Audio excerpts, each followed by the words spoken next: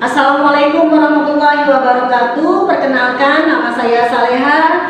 Saya mahasiswa Universitas Terbuka PGSD B1 dengan nomor induk mahasiswa 857145769. Pada video ini saya ingin mensimulasikan pembelajaran tematik sebagai tugas materi kuliah pembelajaran terpadu di SD.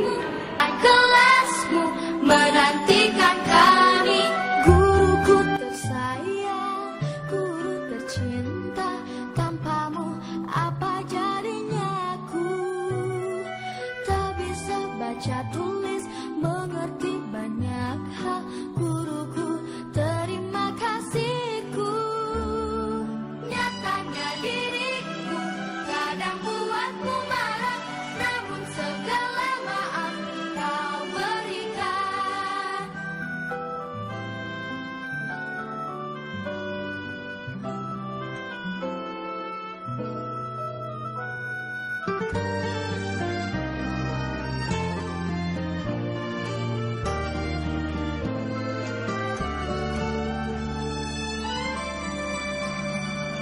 Selamat pagi semua, ku nantikan dirimu di depan kelasmu, menantikan kami. Guruku tersayang, guru tercinta, tanpamu apa jadinya aku? Tak bisa baca tulis, mengerti banyak hal. Guruku, terima kasih. Assalamualaikum warahmatullahi wabarakatuh. Apa kabar semuanya anak-anak? Alhamdulillah. Semoga anak-anak semua dalam keadaan sehat walafiat. Anak-anak, untuk pembelajaran hari ini, Ibu akan menjelaskan pembelajaran dengan tema Kayanya Negeriku.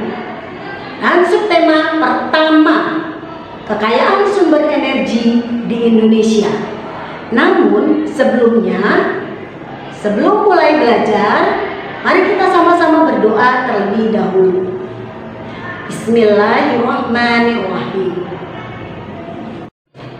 Anak-anak, sumber daya alam bagi lingkungan sekitar kita sangat penting. Sumber daya alam adalah segala sesuatu yang berasal dari alam dan dimanfaatkan untuk memenuhi kebutuhan manusia. Sumber daya alam dikelompokkan menjadi dua, yaitu berdasarkan lokasi sumbernya dan sifatnya. Yang pertama, menurut lokasinya, sumber daya alam dikelompokkan menjadi dua, yaitu darat dan perairan. Yang kedua, menurut sifatnya, sumber daya alam dikelompokkan menjadi sumber daya alam yang dapat diperbaharui dan yang tidak dapat diperbaharui. Sumber daya alam terdiri dari dua, yaitu abiotik atau non-hayati, yaitu sumber daya alam yang merupakan sumber daya dari benda mati seperti tanah, air, udara. Yang kedua yaitu biotik atau disebut juga dengan hayati, yaitu sumber daya alam yang berupa makhluk hidup seperti hewan dan tumbuhan. Anak-anak, kegiatan ekonomi berdasarkan ketersediaan sumber daya alam.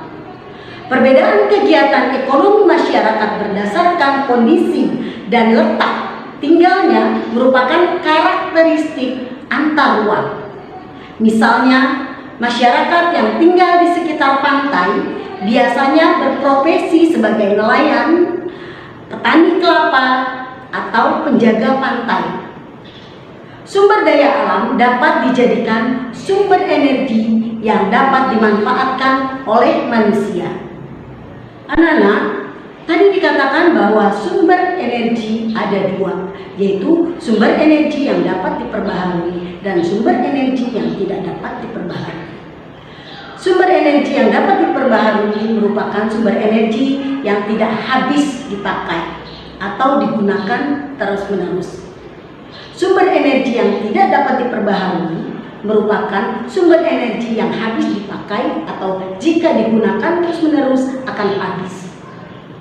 Matahari merupakan sumber energi yang dapat diperbaharui. Dan matahari adalah salah satu sumber energi yang dibutuhkan oleh manusia. Karena matahari sangat penting bagi kehidupan manusia. Mari anak-anak kita amati gambar berikut. Selain itu, matahari juga merupakan energi terbesar yang ada di bumi. Coba anak-anak sebutkan manfaat dari energi matahari sesuai gambar. Lihat gambar A. Matahari menyinari pohon dan akan membuat pohon itu tumbuh. Pada gambar B, matahari bermanfaat untuk menjemur pakaian. Pada gambar C, matahari juga bermanfaat untuk perkembangbiakan hewan. Begitu juga dengan gambar D, matahari sangat bermanfaat untuk kehidupan kita. Untuk lebih jelasnya, anak-anak dapat melakukan satu wawancara ke tokoh yang dapat menjelaskan sumber daya alam dan juga sumber energi. Wawancara adalah suatu jenis pekerjaan yang bertugas untuk mencari informasi atau menyusun berita. Hasil dari wawancara biasanya dimuat di surat kabar, majalah, atau koran. Sebelum melakukan wawancara, biasanya ada hal-hal yang harus kita perhatikan. Yang pertama yaitu kita harus membuat agenda pertemuan. Yang kedua, kita membuat daftar pertanyaan sesuai dengan tema yang akan kita ajukan. Yang ketiga, menyiapkan peralatan yang dibutuhkan untuk bahan wawancara. Selanjutnya, saat wawancara, kita harus memperkenalkan diri. Lalu, kita mengajukan pertanyaan sesuai dengan tema. Selanjutnya, mengajukan pertanyaan yang dilakukan secara jelas, teratur, dan santun. Setelah wawancara, kita rangkum semua informasi yang kita dapat, lalu kita berikan kepada narasumber untuk dijadikan satu bentuk laporan wawancara. Dalam wawancara, kita menggali informasi melalui wawancara. Seperti yang tadi disampaikan, wawancara adalah satu kegiatan tanya jawab antara penanya dan pemberi informasi atau narasumber. Ada beberapa langkah dalam melakukan wawancara. Yang pertama, fokus pada hal yang ingin ditanyakan. Yang kedua, membuat daftar pertanyaan. 3. Menentukan narasumber. 4. Melakukan wawancara. 5. Mencatat hal-hal seputar jawaban. 6. Membuat kesimpulan hasil dari wawancara.